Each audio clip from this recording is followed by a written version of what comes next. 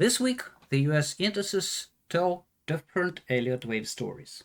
There is no unison among the S&P 500, NASDAQ, Dow Jones, and Russell, each with its own short and mid-term path. NASDAQ and S&P 500 show better chances to push higher immediately, while Dow Jones could still deliver another swing lower. The Russell, meanwhile, lags in the short term but remains constructive long term.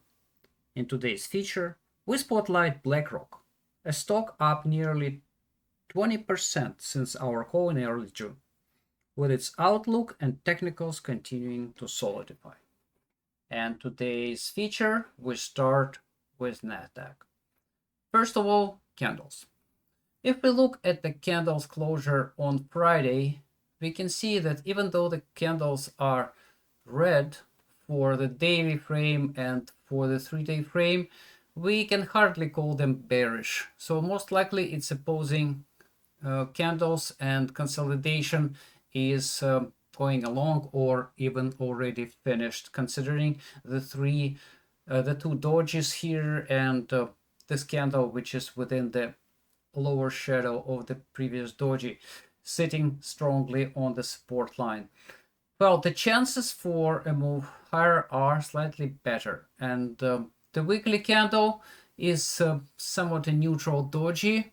While we still can see a pullback, the chances for a rally to continue are fairly high. And if you look at the 15-day frame, after strong 3 white soldiers, we are looking for a continued rally. So this is the candles perspective. Technicals are also supporting the move higher. If we look at the Elliott waves, this is the wave that we've been tracking since August 7, and I think that NASDAQ most likely completed this flag here, which could also be wave 4, and now it would be looking for another rally towards wave 5.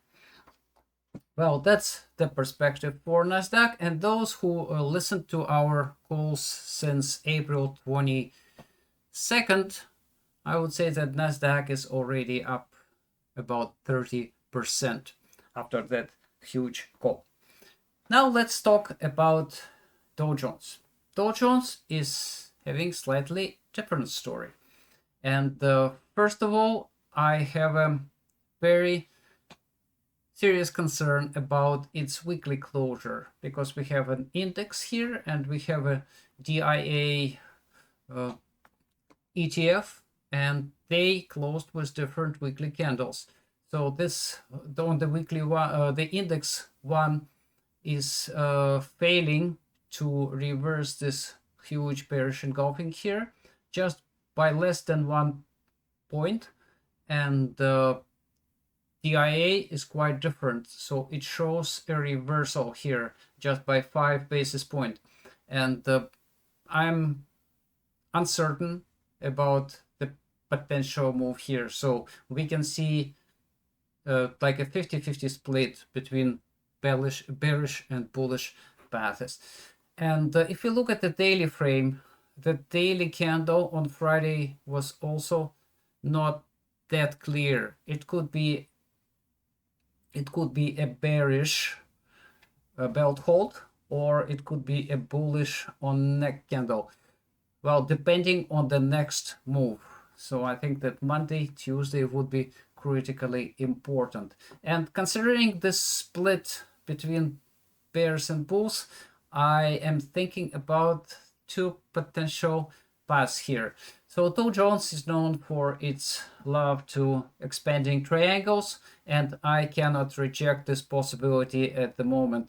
So assuming this wave 3 ended on July 3rd, and after that we had an A, B, C, D with potential sharp drop for wave E in the next couple of days, which would mark the end of wave 4 in blue, or the wave already completed, wave 4 as an ABC here. And this is a possibility for a rally. If we can see an additional Dow Jones starting to move higher, and reaches this level or even higher, we can consider that wave 5 is underweight. Well, and if you are looking for the bigger targets for the midterm and long term, we are inviting you to our website investingangles.com, where we post weekly reports on all major indices, and they have much more information, including high quality charts and explanations. Well, that's all for Dow Jones. Now let's talk about Russell. So Russell is slightly different. So first of all, on the daily frame, I'd like to say that it failed to form a top here. And now it is kind of neutral, sitting neutral, however, very strong bullish technical support. So the chances for a move higher are significant. The weekly candle closed with clear bullish continuation.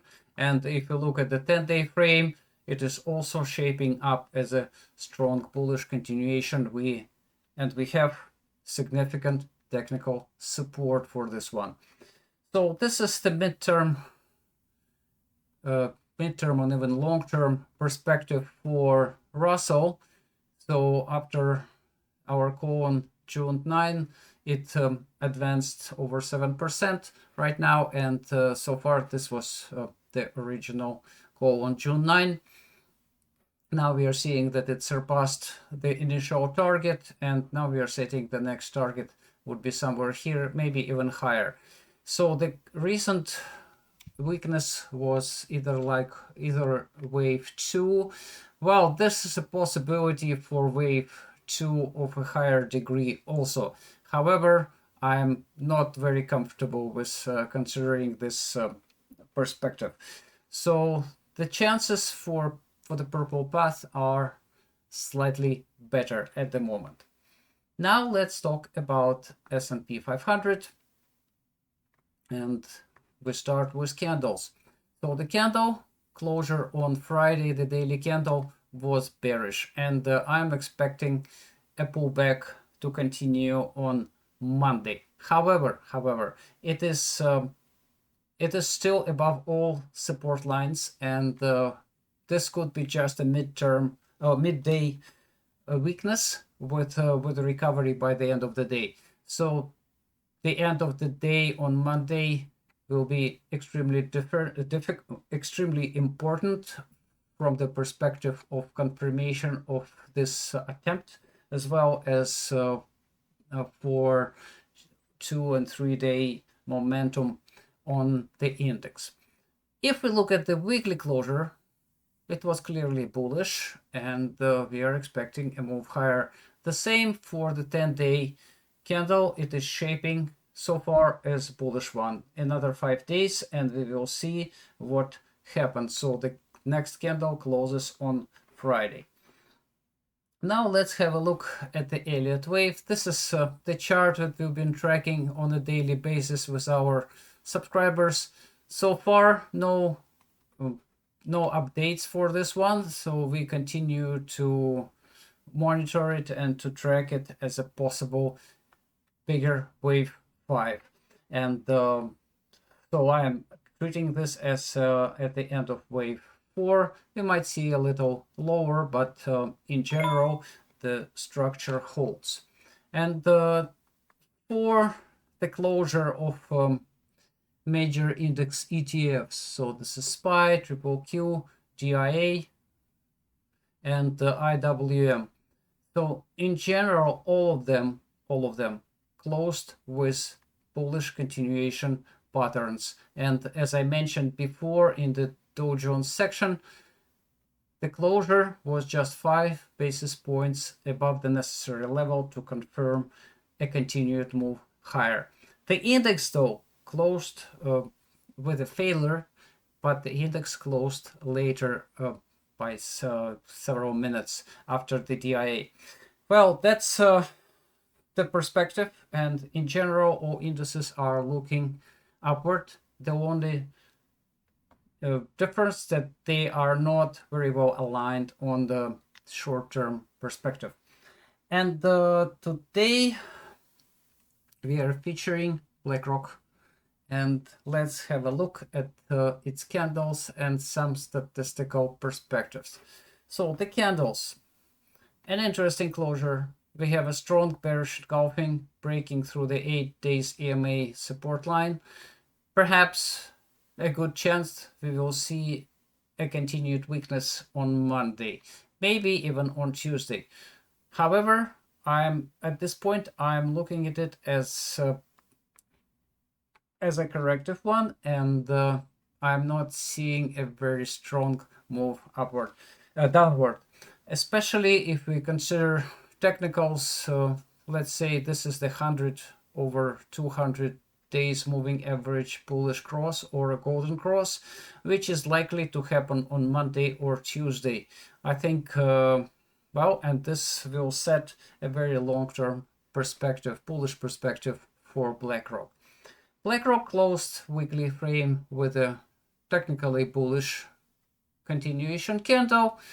Well, it has a very high upper shadow, which could transform it into a hammer, assuming the perspective follow up and the confirmation. However, at this point, I'm looking at a bullish continuation candle, and the monthly frame is very promising. We have 3 white soldiers here on the monthly frame, and there is a very good chance that BlackRock will continue its advance.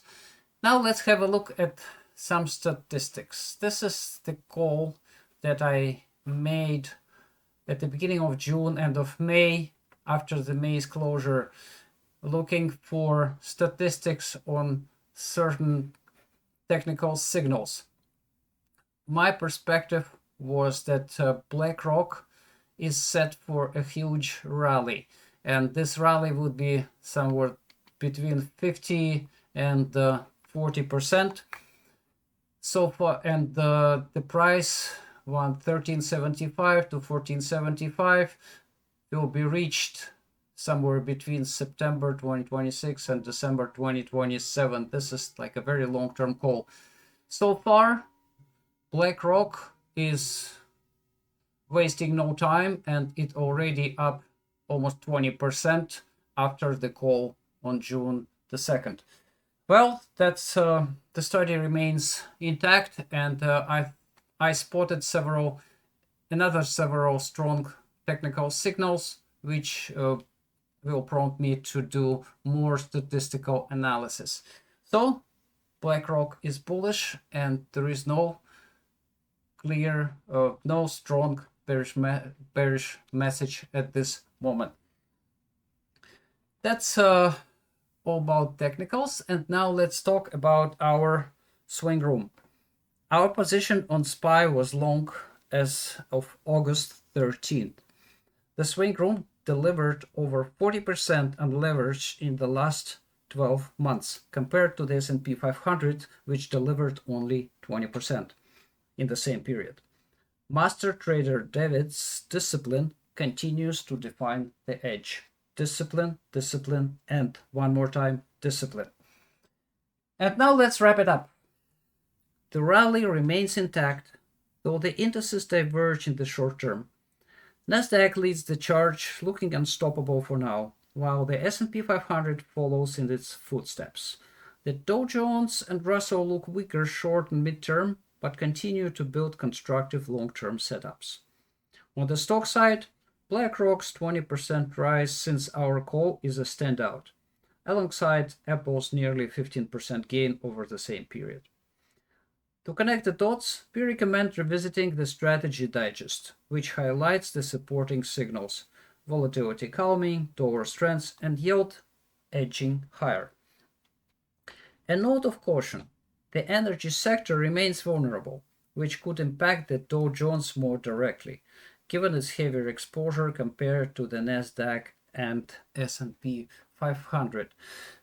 And we discussed the energy sector in the Commodities Digest, which was posted earlier today, and it's also free for the public. A free 7-day trial for new members is now open. Get full access to all analytics and Tier 2 swing trade signals. Link will be in the description. Engage with us. Comment, share, and follow on Reddit, X, and YouTube. At Investing Angles, we chart the charts before the crowd even blinks.